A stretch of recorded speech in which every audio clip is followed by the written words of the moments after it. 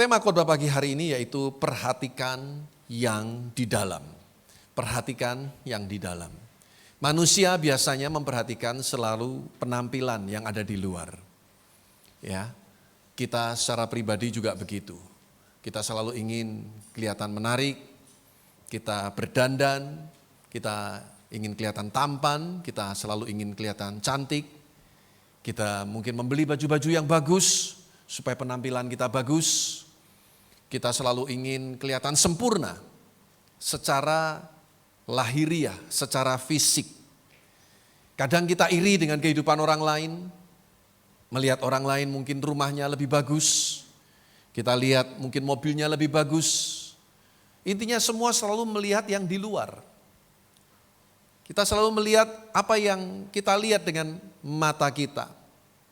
Padahal mungkin ketika kita ngerti kedalaman hidup seseorang, mungkin penilaian kita bisa berubah. Manusia selalu begitu, menilai apa yang dilihat dengan mata.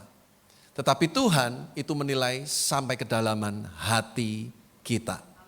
Nah, saya mengajak Bapak Ibu Saudara melihat sama-sama di dalam Injil Lukas pasal 6 ayat 43 sampai ayat 45. Injil Lukas pasalnya yang ke-6 mulai ayat yang ke-43. Kalau di perikop ini judulnya pohon dan buahnya. Mulai ayat 43 kita akan baca, dikatakan karena tidak ada pohon yang baik yang menghasilkan buah yang tidak baik. Dan juga tidak ada pohon yang tidak baik yang menghasilkan buah yang baik. Sebab setiap pohon dikenal pada buahnya. Karena dari semak duri orang tidak memetik buah ara. Dan dari duri-duri tidak memetik buah anggur. Orang yang baik mengeluarkan barang yang baik dari perbendaharaan hatinya yang baik. Dan orang yang jahat mengeluarkan barang yang jahat dari perbendaharaannya yang jahat. Karena yang diucapkan mulutnya meluap dari hatinya. Amin.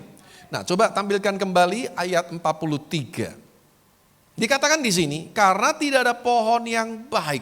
Kata baik di sini dari bahasa Yunaninya kalos, itu artinya beautiful, artinya cantik, artinya menarik, berharga, sempurna. Ya, karena tidak ada pohon yang kalos, yang baik, yang cantik, yang cakep, yang precious, yang berharga, yang sempurna, yang menghasilkan buah yang tidak baik. Kata tidak baik di sini digunakan dalam bahasa Inggrisnya corrupt. Kita mengenal istilah korupsi, ya, corrupt. Nah, orang yang korupsi, orang yang rusak, ya. Nah, jadi saudara kasih Tuhan digunakan kata corrupt dalam bahasa Yunaninya sapros, itu artinya busuk, kualitasnya buruk, jelek, ya. Jadi sekali lagi, karena tidak ada pohon yang baik yang menghasilkan buah yang tidak baik, yang korup, yang rusak.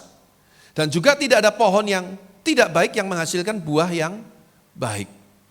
Nah, saudara yang kasih Tuhan, kita semua tahu bahwa pohon itu dikenal dari buahnya. Setuju Bapak Ibu Saudara? Dikenal dari buahnya. Hari-hari ini sedang musim buah durian. Saya ini punya langganan pengepul buah durian. Jadi ketika musim durian tiba, kadang dia kasih informasi ke saya, Pak ada barang bagus. Ini kalau pengedar narkoba, barang bagus itu narkoba saudara, ya kan? Ini durian. Saudara, pada waktu saya berkunjung ke tempat Bapak ini, saudaraku, wah kalau lagi panen tuh banyak sekali. Dari informasi yang saya dapat dari Bapak ini, sebetulnya Bapak ini sepertinya nggak punya kebun sendiri. Tapi dia memborong, dia membeli dari orang-orang yang punya kebun. Dan dia sudah tahu mana pohon yang baik, mana pohon yang tidak baik. Dari mana? Buahnya. Jadi setiap tahun dia sudah tahu. Bahasa Jawanya sudah dititeni. Pokoknya dari pohon yang ini hasilnya buah duriannya bagus. Jadi dia sudah tahu ini pohon yang baik, ini pohon yang baik, ini pohon yang tidak baik, yang ini baik, yang ini tidak baik. Jadi dia akan beli, dia akan borong dari yang pohon yang baik-baik, yang hasilnya, buahnya itu baik.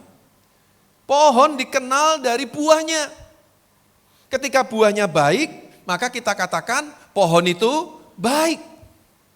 Nah, kehidupan kita ibarat pohon. Kalau saudaraku, hidup kita ini, hati kita ini baik, pohon itu seperti hati yang baik, mengeluarkan buah yang baik, perbuatan yang baik, tutur kata yang baik. Dari perbuatannya kelihatan hatinya. Dan siapa kita sebenarnya ada di dalam hati kita. Nah, kalau kita sambung tadi di ayat yang ke-45 dikatakan di sini orang yang baik, bahasa Yunaninya kata baik di sini bukan lagi kalos tapi agathos. Kata agathos artinya orang yang memberi keuntungan, benefit, orang yang produktif. Jadi orang yang baik itu orang yang produktif, yang memberi keuntungan, yang sempurna, yang terhormat. Dikatakan mengeluarkan barang yang baik dari perbendaharaan hatinya yang baik. Dan orang yang jahat, poneros. Kata jahat dari bahasa Yunaninya poneros, mengeluarkan barang yang jahat dari perbendaharaan yang jahat. Karena yang diucapkan mulutnya meluap dari hatinya. Jadi di sini kita lihat ada dua gambaran. Ya, hati itu seperti pohon dan seperti gudang.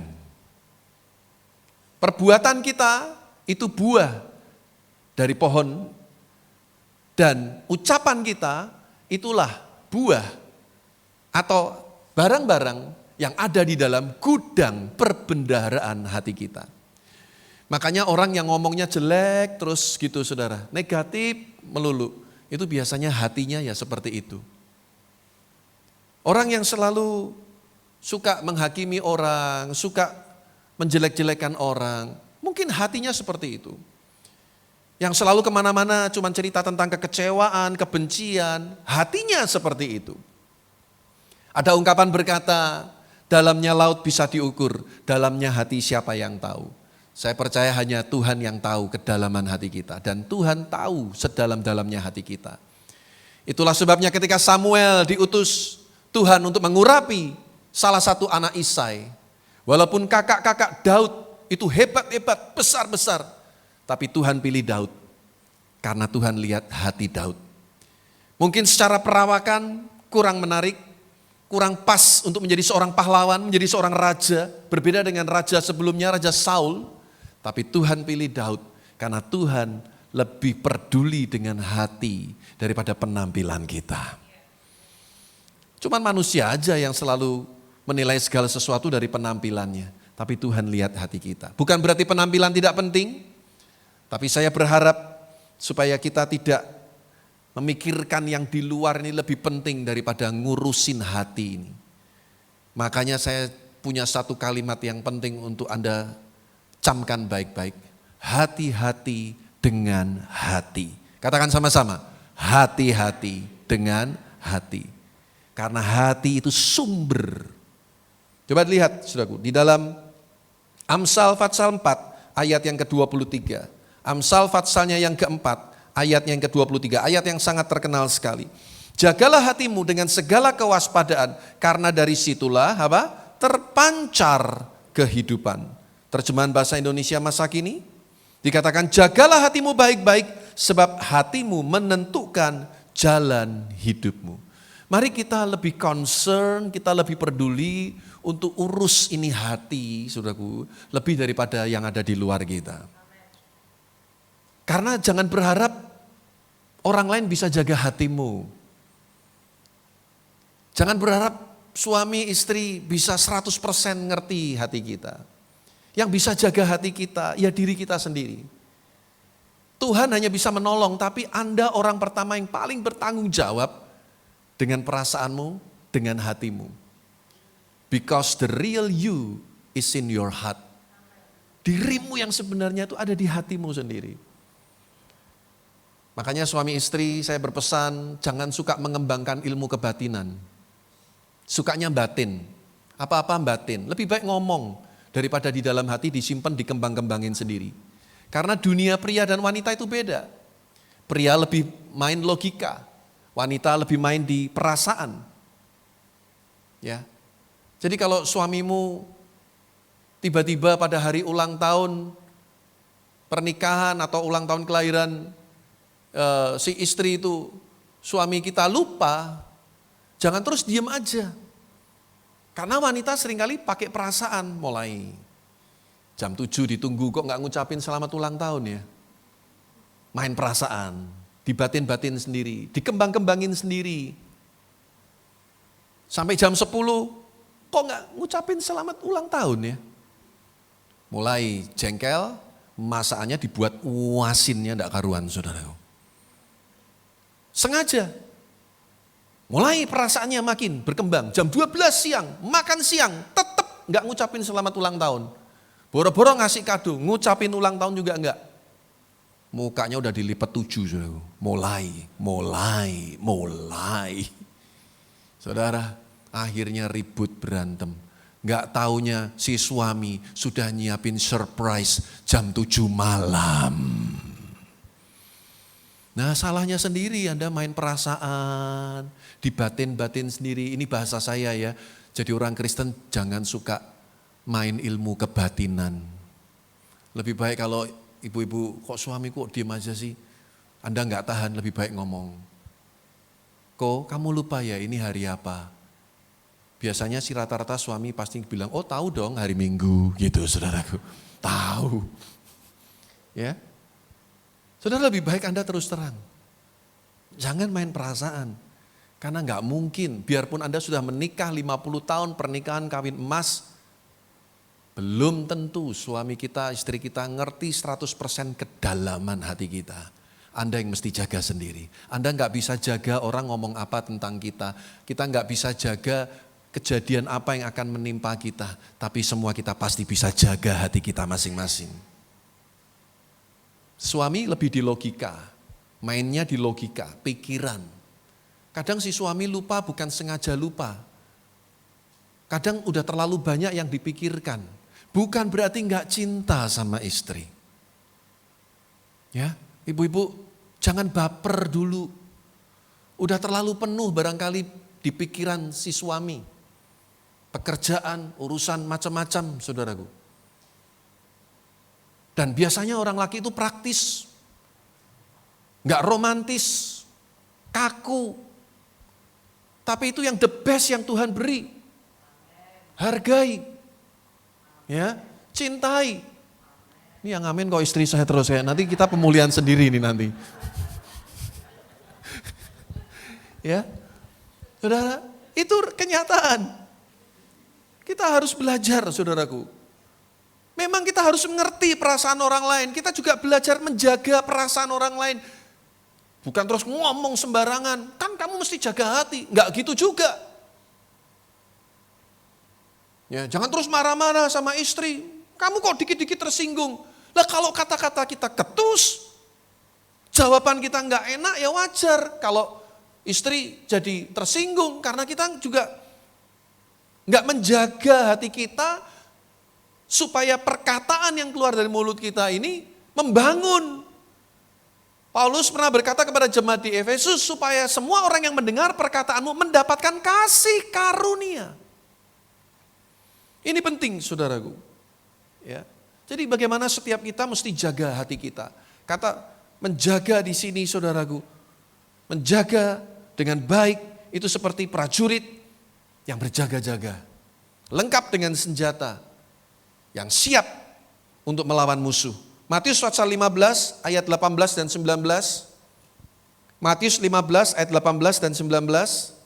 Tetapi apa yang keluar dari mulut berasal dari hati. Dan itulah yang apa? Menajiskan orang. Karena dari hati timbul segala pikiran jahat, pembunuhan, perzinahan, percabulan, pencurian, sumpah palsu, dan hujat. Saudara, semua dari hati. Semua dari hati. Sekali lagi, kalau hati itu gudangnya, mulut itu pintu gudangnya. Apa yang keluar dari mulut kita, meluap dari hati kita. Kalau hati kita ini penuh dengan syukur, saudaraku, yang keluar juga selalu ucapan syukur kepada Tuhan. Kalau hati kita ini penuh dengan damai sejahtera, saudara, maka yang keluar dari mulut kita, apa yang kita lakukan, itu juga membawa damai sejahtera. Kemanapun kita berada, membawa kehidupan. Membawa kehidupan. Pada waktu kita datang kepada teman kita yang sedang lemah, kehadiran kita memberi kekuatan. Ketika kita datang kepada saudara-saudara kita yang sedang sakit, doa-doa kita menyembuhkan dan membangkitkan semangat teman-teman kita. Kehidupan kita harus membawa, saudaraku, kehidupan bagi orang lain. Dan Anda harus mulai dari hati kita masing-masing. Jangan biarkan ada pikiran jahat yang keluar dari hidup kita. Nah, jadi bagaimana sekarang kita bisa menjaga hati ini bisa tetap bersih? Bagaimana perbendaharaan hati kita ini bisa senantiasa mempermuliakan nama Tuhan. Sehingga apa yang keluar itu jadi berkat. Lukas 21 ayat 34. Lukas 21 ayat 34. Alkitab berkata, jagalah dirimu supaya hatimu jangan syarat. Kata syarat artinya penuh oleh pesta pora dan kemabukan serta kepentingan-kepentingan duniawi. Dan supaya hari Tuhan jangan dengan tiba-tiba jatuh ke atas dirimu seperti suatu jerat. Yang pertama, saudaraku, tidak keduniawian. Kalau Anda mau hatimu ini bisa tetap bersih dan berkenan di hadapan Tuhan, jangan jadi orang Kristen yang keduniawian. Kita memang hidup di dunia, tapi jangan keduniawian. Dengan segala perkara-perkara yang ada di dunia ini, yang satu kali kelak harus kita tinggalkan. Karena Alkitab berkata semua yang ada di dunia ini fana, sementara. Tidak ada yang langgeng. Kecantikan kita, ketampanan kita, kekayaan kita, tidak ada yang langgeng, saudaraku. Semuanya akan pudar. Dan hanya di dalam Tuhan kita Yesus Kristus, iman yang kita serahkan kepada Tuhan, hidup yang kita serahkan kepada Tuhan, yang akan membawa kita dalam kekekalan. Tapi semua yang ada di dunia ini fana. Bahkan kita tidak tahu kapan waktunya kita pulang ke rumah Bapa di surga. Saya yakin minggu-minggu ini semua orang memperhatikan, melihat di medsos atau berita di televisi, peristiwa kecelakaan sepasang artis yang kemudian kedua-duanya meninggal dunia. Tadi pagi istri saya mengingatkan itu. Ya, bagaimana tahun 2019 kami juga mengalami pecah ban, kami selip dan kami mengalami kecelakaan di jalan tol antara Bawen dan Salatiga. Ya, saudaraku, waktu itu saya sudah hati-hati. Saya sudah sangat hati-hati. Waktu kami jalan, saudara, saya lihat ada hujan. Jarak kira-kira kurang lebih 100 meter. Sebetulnya istri saya sudah mengingatkan, ya, pelan-pelan kok ada hujan. Bukan cuman Google Map yang mengingatkan, 300 meter belok ke kanan, 100 meter belok ke kiri. Istri saya tuh lebih daripada Google Map. Istri saya lebih daripada GPS. Ya, kalau GPS itu Global Positioning System, ini Global Positioning Sifera. Ya, ini baru nyetir, anak. Hati-hati. Itu kanan. Belok kiri. Nanti jalan lurus, harusnya tadi belok kanan. Nanti belok kanan, harusnya belok kiri. Siapa laki-laki di sini yang punya penderitaan yang sama dengan saya? Enggak tahu ada benernya. Kadang tuh, udah kamu mau nyetir? Waktu itu istri saya ingetin ada hujan. Saya tahu ada hujan. Saya udah kurangin kecepatan. Saya jujur, kecepatan kurang lebih 110 km per jam. Ya, yang kemarin ini katanya sampai 180. Setelah kecelakaan tuh saya lihat. Jadi waktu kecelakaan tuh ban mobil depan saya tuh tiba-tiba miring begini. Nggak tahu ada apa, saya nggak ngerti. Setelah kecelakaan saya ngerti kalau ban kiri saya itu pecah. Ya, jadi tiba-tiba mobil saya ke kiri menghantam pembatas itu besi yang panjang, lalu muter, lalu menghantam separator yang ada di tengah jalan. Nah itu ada fotonya Jefta ya. Ada lagi mungkin yang lain. Itu dari sisi kiri, nah itu sisi depannya. Ya, saudara, saya muter-muter di tengah tol. Hancur mobilnya nggak bisa jalan, saudaraku. Sampai akhirnya di towing. Saya masih ingat itu ada siapa yang ngomong sama saya ya. Setelah saya kesaksian ini dulu tuh ya. Kok, kan saya cerita tuh, towing tuh bayar 1 juta itu untuk ditarik. Kok lain kali kalau ngalami gitu, aku punya kenalan towing, gak usah bayar. Begitu dia ngomong lain kali, saya tolak dalam nama Tuhan Yesus. Gak mau saya lain kali, gratis pun gak mau. Reno kalau gak salah, yang mana Reno gak datang ya? Ada, mana Reno? Oh itu Reno ya, itu. Ya, saudara, wih ngeri saudara. Tapi orang tuh kalau enggak, saya ini bener kok, soal kebendaan itu kok enggak terlalu gitu ya.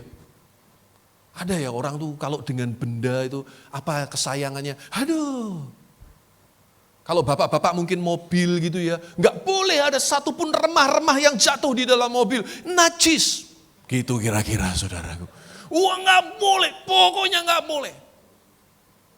Ya, saya tuh kok soal kebendaan tuh enggak terlalu, saya enggak mau terikat saudara.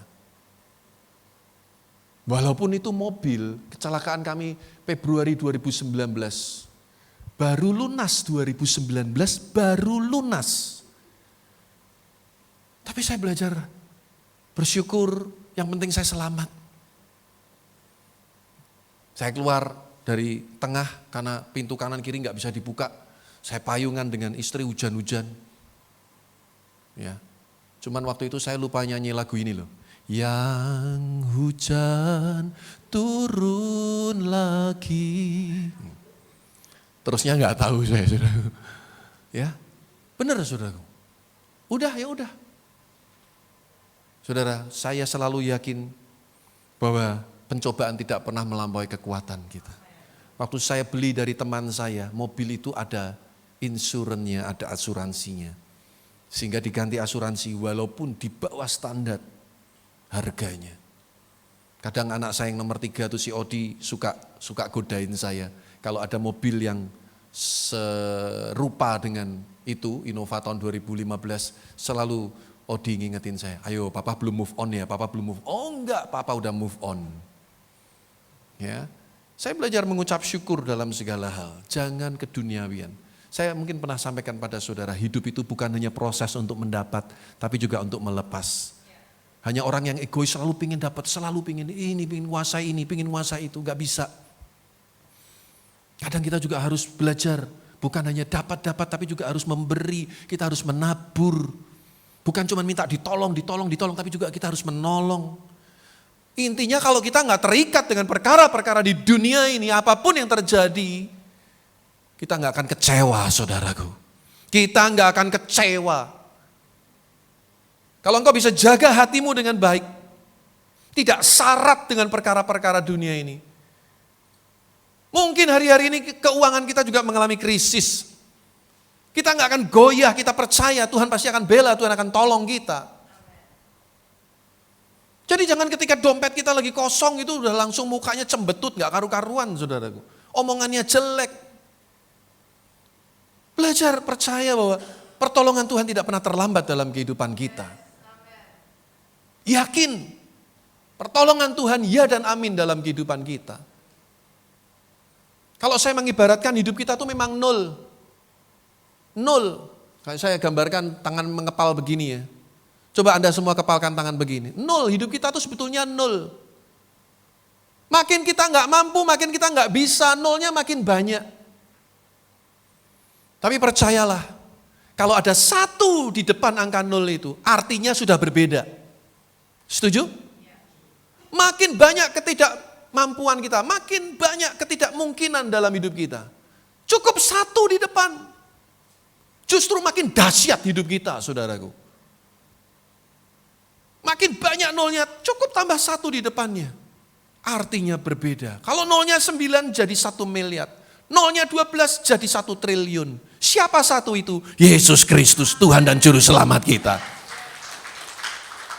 Hidup kita jadi berarti, saya nggak terlalu dengan benda-benda itu diberkati, puji Tuhan, diberi puji Tuhan.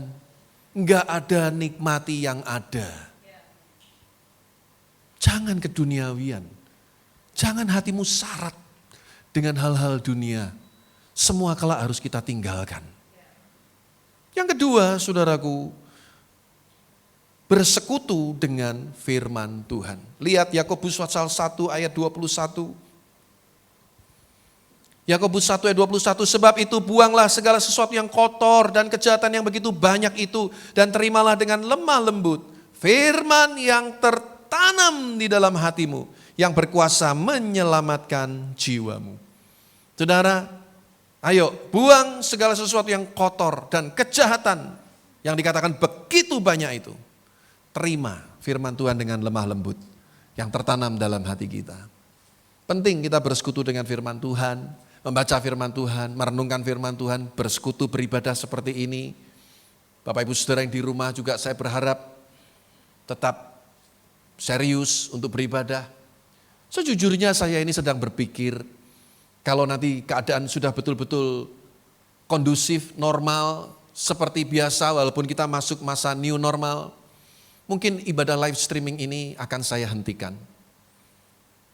Jadi kalau saudara mau mengikuti ibadah melalui streaming, mungkin kita akan upload pada hari Senin atau hari Selasa. Kenapa? Saya rindu bersekutu dengan saudara di gereja GKI Hosana.